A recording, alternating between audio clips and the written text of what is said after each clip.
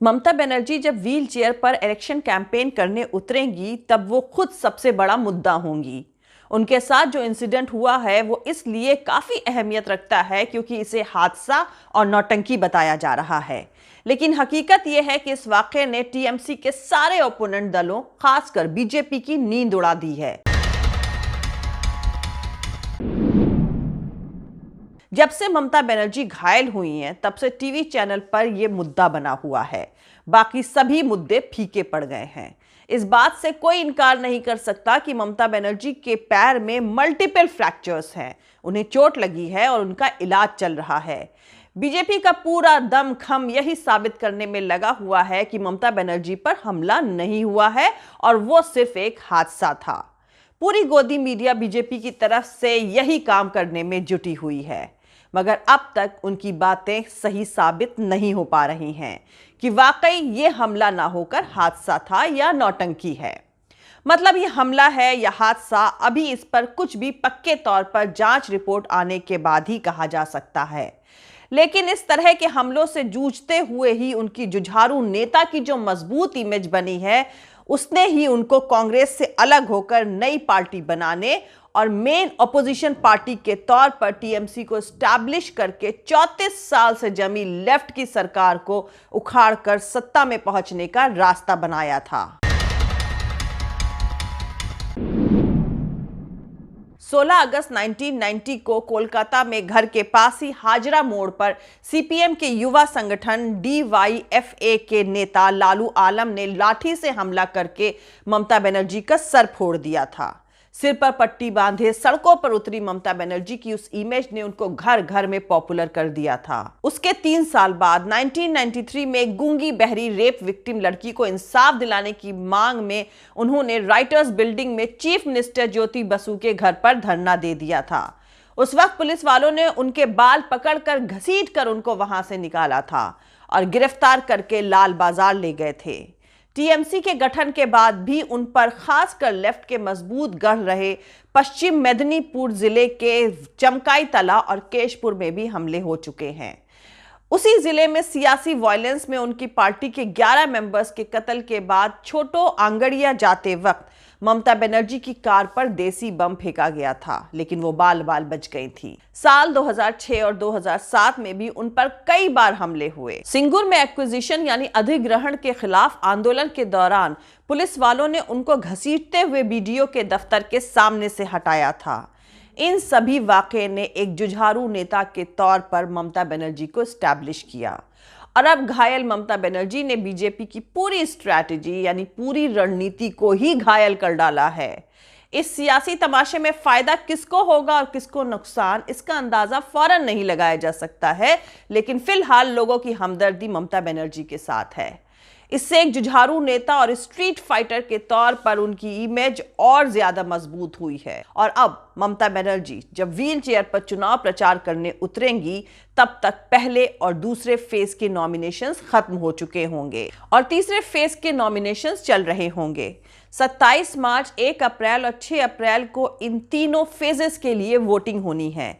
यकीनन इन तीनों चरणों में व्हील चेयर पर चुनाव प्रचार करती ममता बनर्जी सबसे बड़ी मुद्दा रहेंगी, जो कि बीजेपी की नींद उड़ाने के लिए काफी है, क्योंकि पश्चिम बंगाल में 8 फेजेस में होने वाली वोटिंग में पहले 3 चरणों में जिन सीटों पर वोट डाले जाएंगे, वहां बीजेपी का असर बाकी फेजेस में होने वाली सीटों के मुकाबले ज्यादा है। इलेक्शन कमीशन की तरफ से दी गई चुनाव की तारीखों को पार्शियल बताए जाने के पीछे सबसे बड़ी वजह यही थी। दरअसल पश्चिम बंगाल में तीसरा फेज आते आते बाकी 4 राज्यों में मतदान हो चुके होंगे। फिर नई स्ट्रैटेजी और नई एनर्जी के साथ बीजेपी चुनावी मैदान में उतरेगी, लेकिन जख्मी ममता बनर्जी ने बीजेपी की इस पूरी स्ट्रैटेजी को ही जख्मी कर दिया है। वैसे अब तक ममता बनर्जी के साथ हुए इंसिडेंट का कोई भी ऐसा वीडियो सामने नहीं आया है जिसमें साफ तौर पर देखा जा सके कि उनको जो चोट लगी है वो कैसे लगी। और ये काफी ताज्जुब वाली बात है, क्योंकि पूरा मीडिया नॉमिनेशन से पहले और बाद की तस्वीरें कवर करने में लगा हुआ था। वैसे ममता बनर्जी के साथ असल में क्या हुआ था ये तो शायद जांच के बाद ही सामने आए, लेकिन ये बात 100% सही है कि उनको लगी चोटों ने पश्चिम बंगाल में चल रहे सियासी तमाशे की तस्वीर बदल कर रख दी है। कैसे और क्यों ये मामला दोधारी तलवार साबित हो सकता है ममता बनर्जी और बीजेपी दोनों के लिए, सब बताऊंगी आगे इसी वीडियो में। लेकिन उससे पहले जो लोग मेरे इस चैनल पर नए हैं वो मेरा YouTube channel political Tamasha with doctor Arshi को सब्सक्राइब करके वहां पे लगी बेल आइकॉन को जरूर दबा दें ताकि आपको हमारे आने वाले हर वीडियो की अपडेट्स मिलती रहे। और दोस्तों, अगर आपको हमारा काम पसंद आता है, हमारे वीडियोस पसंद आते हैं तो www.patreon.com/dr अर्शी खान पर जाकर डोनेट करके आप हमारे काम को सपोर्ट कर सकते हैं। तो चलिए शुरू करते हैं। ममता बनर्जी की सियासी स्ट्रैटेजी बीजेपी से कहीं ज्यादा एग्रेसिव है।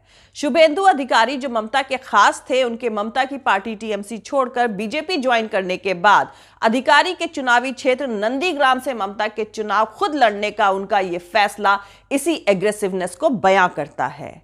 पश्चिम बंगाल की मुख्यमंत्री ममता बनर्जी को फ्राइडे को अस्पताल से छुट्टी दे दी गई है। ममता बनर्जी ने कहा था कि नंदीग्राम में उन पर कुछ लोगों ने जानबूझकर हमला किया था। उन्हें इलाज के लिए कोलकाता के SSKM अस्पताल लाया गया था। इसके बाद से ही बंगाल की सियासत बेहद गर्म है। टीएमसी और बीजेपी के कार्यकर्ता आमने सामने हैं, लेकिन सियासी तौर पर घायल होकर बीजेपी के नेता भी अनाप शनाप बयान दे रहे हैं। बीजेपी नेताओं के बयानों में सियासी नुकसान का दर्द साफ झलक रहा है। ममता बनर्जी को गलत ठहराने की पुरजोर कोशिशें जारी हैं, क्योंकि ऐसा करके ही बीजेपी शुरुआती 3 चरणों में अच्छा परफॉर्म कर पाएगी। वैसे ममता बनर्जी ने चुनाव आयोग के उस फैसले पर भी उंगली उठाई है जिसमें डीजीपी को उन पर हुए हमले से ठीक 1 दिन पहले हटाए जाने का फैसला हुआ था। ऐसा करते हुए ममता चुनाव आयोग को बीजेपी की मदद करते हुए दिखाने की अपनी स्ट्रैटेजी को आगे बढ़ा रही हैं। वो दिखा रही हैं कि पुलिस पर टीएमसी सरकार की अब पकड़ नहीं रह गई है। चुनाव आयोग की मदद से एडमिनिस्ट्रेशन का कंट्रोल सेंट्रल गवर्नमेंट यानी मोदी सरकार के पास आ गया है और इसी वजह से एक चीफ मिनिस्टर पर इस तरह का हमला हुआ है। मोदी सरकार पर फेडरल सिस्टम को कमजोर करने के लगते रहे इल्जामों के कंफर्मेशन के तौर पर भी इस पूरे मामले को पेश किया जा रहा है। 6 अप्रैल तक शुरुआती 3 चरणों के मतदान के लिए बीजेपी की स्ट्रैटेजी में CAA NRC का मुद्दा शामिल नहीं है। ऐसा इसलिए किया जा रहा है क्योंकि इससे असम समेत बाकी राज्यों में बीजेपी को सियासी नुकसान हो सकता था। यहां तक कि 10 अप्रैल को चौथे चरण का चुनाव भी सिर्फ हिंदुत्व के नारे के साथ बीजेपी लड़ेगी, मगर आखिरी 4 चरणों की 160 सीटों के लिए बीजेपी की स्ट्रैटेजी बिल्कुल अलग है, क्योंकि ये मुस्लिम वोटरों वाली सीटें हैं और बीजेपी ने एग्रेसिव हमले के लिए सारे सियासी हथियार इसी दौर के लिए बचा के रखे हुए हैं। 12 अप्रैल से रमजान शुरू होने के बाद इन मुस्लिम वोटरों वाले इलाकों में मतदान रखना भी बीजेपी की स्ट्रैटेजी का हिस्सा है ताकि वोटिंग परसेंटेज कंट्रोल में रह सके। ममता बनर्जी और शुभेंदु के लिए नंदीग्राम में दूसरे चरण में वोट डाले जाने हैं, लेकिन ऐसा महसूस हो रहा है कि ममता बनर्जी ने नंदीग्राम से पहले और तीसरे चरण के इलेक्शन कैंपेन को भी शुरू करने की ठान ली है। व्हील चेयर पर बैठकर वो इस काम को करके दिखाएंगी। ममता बनर्जी के लिए इन 3 चरणों में अच्छा परफॉर्म करने का मतलब ये होगा कि वो तीसरी बार सत्ता की कुर्सी तक बहुत आसानी से पहुंच जाएंगी, क्योंकि अगर इन 3 चरणों में बीजेपी पिछड़ जाती है या उम्मीद के मुताबिक परफॉर्म ना करते हुए बढ़त नहीं ले पाती है तो बाकी चरणों में उसके लिए बढ़त पाना बेहद मुश्किल हो जाएगा। और खुद शुभेंदु अधिकारी के लिए ये सियासी तौर पर करो या मरो जैसे हालात पैदा हो सकते हैं। दूसरी तरफ कांग्रेस और लेफ्ट के लिए ममता बनर्जी के साथ घटी घटना को पचा पाना मुश्किल हो रहा है। लेफ्ट के स्टेटमेंट तो फिर भी बैलेंस्ड और सधे हुए दिख रहे हैं, लेकिन कांग्रेस के नेता अधीर रंजन चौधरी के बयान बिल्कुल उल्टे हैं। बीजेपी से भी सख्त अल्फाज में अधीर रंजन चौधरी ममता बनर्जी पर हमला कर रहे हैं, जबकि ये वक्त कांग्रेस और लेफ्ट के लिए अपने वोट बैंक को बचाए रखने के लिए कोशिश करने का है। जख्मी ममता बनर्जी के साथ अगर लेफ्ट और कांग्रेस हमदर्दी ना भी दिखाएं तो वो चुप रहकर सियासी दांव खेल सकते हैं, लेकिन ममता बनर्जी के साथ घटी घटना को नौटंकी बताने का फायदा कांग्रेस या लेफ्ट को कतई नहीं होगा, इसकी गारंटी मैं दे सकती हूं। अगर इनकी बातों पर वोटरों ने यकीन कर भी लिया तो इसका फायदा सिर्फ बीजेपी को ही होगा। आपको बता दूं कि ममता बनर्जी के साथ हुए इस इंसिडेंट से पहले तक जो बीजेपी तृणमूल कांग्रेस के खिलाफ अटैकिंग पोजीशन में लग रही थी, उसने इस घटना के बाद अपनी रणनीति में बदलाव करना शुरू कर दिया है। यही वजह है कि अब तक बीजेपी के किसी भी नेता ने अपने इलेक्शन कैंपेन के दौरान ममता बनर्जी की पार्टी, उनके भतीजे अभिषेक बनर्जी, तोलाबाजी और करप्शन जैसे मुद्दों पर एक शब्द तक नहीं बोला है। ममता बनर्जी के खिलाफ मैदान में उतरने वाले शुभेंदु अधिकारी तब से ही नंदीग्राम इलाके में हैं, लेकिन उन्होंने ना तो इस घटना का जिक्र किया है और ना ही तृणमूल कांग्रेस का। जबकि ममता को लगी चोट के बाद बीजेपी के लगभग सभी प्रदेश नेताओं ने इसे एक सुर में नौटंकी करार दिया था। लेकिन अब ममता बनर्जी के साथ हुई घटना पर बीजेपी की मुश्किल साफ नजर आ रही है, क्योंकि इस घटना के अगले दिन शमीक भट्टाचार्य, तथागत रॉय और लॉकेट चटर्जी समेत कई नेता ममता बनर्जी से मुलाकात करने के लिए अस्पताल पहुंचे थे। लेकिन डॉक्टरों ने ममता बनर्जी की हेल्थ का हवाला देकर इन बीजेपी नेताओं को उनसे मिलने की इजाजत नहीं दी। अस्पताल पहुंचे बीजेपी के तमाम नेताओं ने जहां ममता बनर्जी को जल्द सेहतमंद होने की कामना दी, वहीं दूसरी तरफ बंगाल बीजेपी के प्रेसिडेंट दिलीप घोष ने दोहराया कि नंदीग्राम से बचने का कोई रास्ता नहीं दिख रहा है, इसीलिए ममता बनर्जी ने यह तमाशा किया है। वो नंदीग्राम में भी हारेंगी और बंगाल से भी। खंबे से टकराकर घायल हुई बंगाल की चीफ मिनिस्टर ममता बनर्जी इसे बीजेपी की तरफ से किया गया हमला बताकर सारा इल्जाम बीजेपी के ऊपर मढ़ना चाह रही हैं। वैसे दोस्तों, ममता बनर्जी पर नंदीग्राम के बिरुलिया में ही हमला क्यों हुआ, इस बारे में कोई बात नहीं कर रहा है। लेकिन जब आप 2019 के आम चुनाव में बिरुलिया पंचायत के वोट परसेंटेज पर नजर डालेंगे तो बीजेपी की पूरी चाल आपको साफ समझ आ जाएगी। दरअसल 2019 के चुनाव में बिरुलिया की पंचायत से बीजेपी को 39% वोट मिले थे, जो कि नंदीग्राम की 17 पंचायतों में सबसे ज्यादा है। बिरुलिया में ममता बनर्जी पर हमला हुआ और अब दीदी व्हील चेयर पर प्रचार करेंगी। हमले का असर यह हुआ कि नंदीग्राम से बीजेपी उम्मीदवार शुभेंदु अधिकारी के खिलाफ जनमत खड़ा हो चुका है। खुद 48% कांग्रेसी सपोर्टर्स मान रहे हैं कि यह कोई हादसा नहीं था और 23% बीजेपी सपोर्टर्स का भी यही मानना है। मतलब शुभेंदु के पास दीदी को वॉक ओवर देने के सिवा कोई चारा नहीं है। 2019 के आम चुनाव में वाम दलों के वोट बड़ी तादाद में बीजेपी को मिले थे। तृणमूल को 63% और बीजेपी को 30% वोट मिले। 2011 को छोड़ दे तो तृणमूल के वोट 65 से 68% तक रहे हैं, जबकि बीजेपी 6 to 30% पर ही पहुंच पाई थी।